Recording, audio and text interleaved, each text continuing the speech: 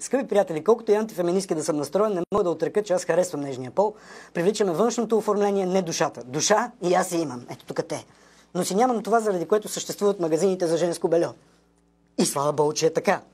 Влизал съм веднъж в такъв магазин и така се замечтах, че ме изведоха с полиция. А там бях хвърлил око на едни дантелени прашки. Ау! Ау! Лели! Щях да спра порното поне за 2 седмици. Но не ми се уреди въпроса. Ако някой ме попита какъв е моя личен идеал за жена, ще бъда откровен. Напълно откровен. Почти честен. Първо, трябва да има пулс. И май това е всичко. Не, шегувам се. Няма значение дали е красива и богата. Важното е да е зла и отмъстителна, за да я изневерявам с приемливо основание.